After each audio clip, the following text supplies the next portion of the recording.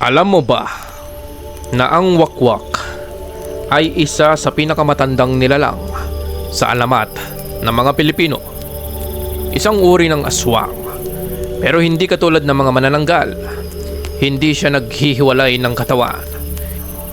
Hindi rin siya basta-basta lang lumilipad para maghanap ng makakain. Ang wakwak ay mas tahimik, mas matyaga, at kapag narinig mo ang tunog niya, baka huli na ang lahat. Madalas marinig ang kwento ng wakwak sa mga baryo ng Visayas at Mindanao. Madalas ikwento ng matatanda para panakot o babala.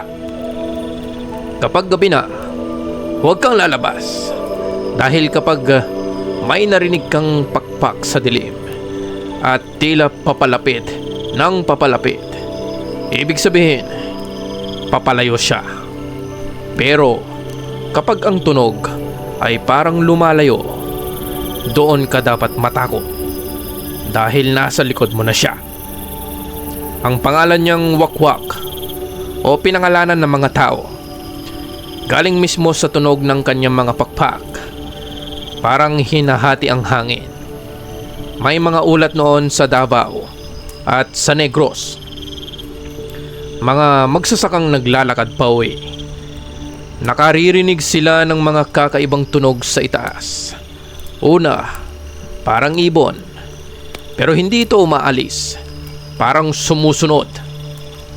Base sa isang experience ng isang lalaki sa Bukidnon noong 1994. Bandang alas 12 ng gabi. Naglalakad daw siya sa tabing bukid. Tahimik. Ngunit hangin lang ang maririnig hanggang may biglang pagaspas. Tinignan niya ang langit. Wala. Pero ang mga kalabaw nag-umpisang mag-ingay. Ang mga kabayo nagsitakbuhan. Ang mga aso umalulong. Tila may nararamdaman silang hindi niya makita.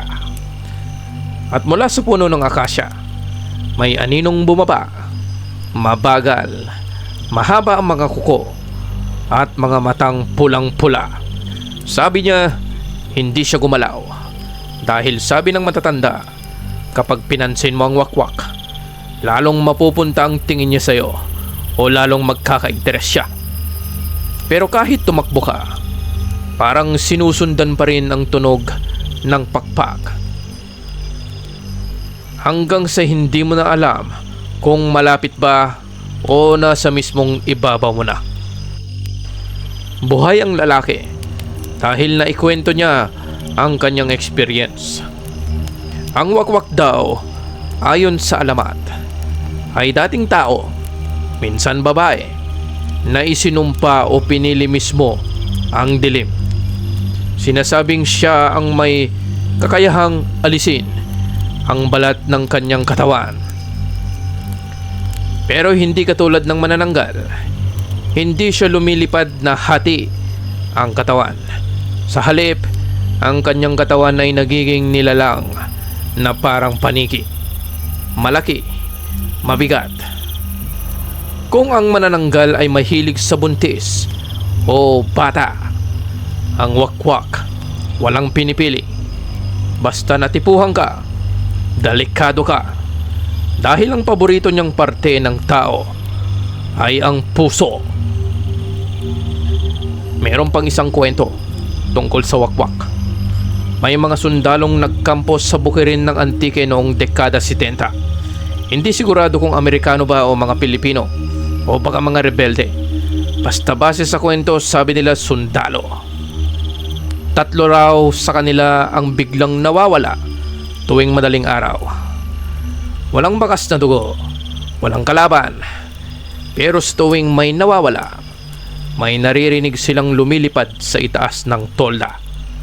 Isang tunog na parang pakpak na gawa sa buto.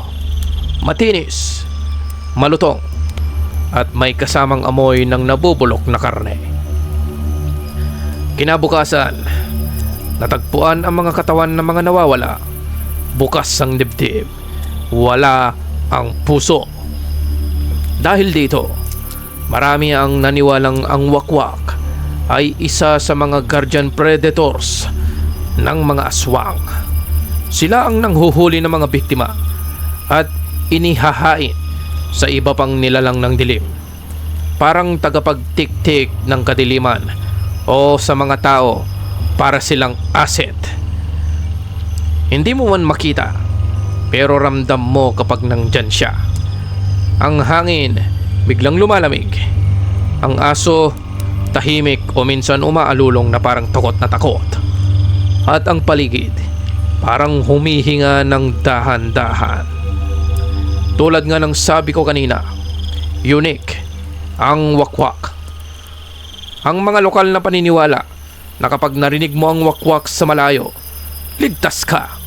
Pero kapag tila malapit na, ibig sabihin, nilinin lang ka lang niya. Dahil ang tunog niya baliktad sa distansya. Meron ding sikat na kwento tungkol sa wakwak sa Iloilo. Ang sabi, "Nung bata pa ako, akala ko palayo na yung tunog.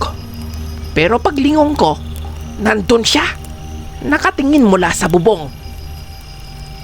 Yan ang mismong salaysay ng nagkwento. Sa modernong panahon, marami pa ring kwento ng mga nakakakita sa wakwak. Mga tricycle driver na dumadaan sa liblib na kalsada, mga night guard na biglang napapatingala, at mga bata na nagsasabing may malaking ibon sa kisame ng kanilang bahay. Pero ang pinakakilalang senyales, yung tunog ng pakpak na hindi tumutugma sa distansya. Pero hindi lang mga panakot ang mga sikat na kwento tungkol sa mga wakwak. Meron ding pangdepensa. Sabi nila, ang mga albularyo nagsusunog daw ng dahon ng kamangyan para itaboy ang mga wakwak. Ang iba, naglalagay ng bawang sa pintuan at sa mga bintana. Pero sabi ng matatanda, kapag natipuhan o may gusto na siyang kunin, walang makakapigil sa wakwak. Hindi mo mararamdaman ang sakit. Wala kang maririnig dahil lilipad siya pabalik sa dilim. Bit-bit ang puso mong tumigil na sa pagtibok. Kaya kapag gabi na at may maririnig ka pang pakpak na pumapagaspas sa dilim, huwag mong hanapin. Huwag kang titingala. Hindi ibon yan at lalong hindi paniki. Walang ibon sa Pilipinas na kayang mag-produce ng tunog na maririnig mo malayo pa lang. Sigurado ako, wakwak yan. At dito nagtatapos ang ating kwento ngayong gabi. Ito ang Dilaw na Kandila Pinoy Horror Comics, kung saan ang bawat salita may apoy ng hiwaga at takot. Huwag mong kalimutang i-like, mag-subscribe, at pindutin ang kampanilya para sa susunod na kwento ng dilim. Kasama mo pa rin ako. At kung may sarili kang nakakatakot na karanasan o alamat na gusto mong isalaysay, i-comment mo lang sa ibaba o mag-message ka sa Facebook page namin. Maraming salamat sa panonood. Ito ang Dilaw na Kandila Pinoy Horror Comics. At ako, si Sir Sig.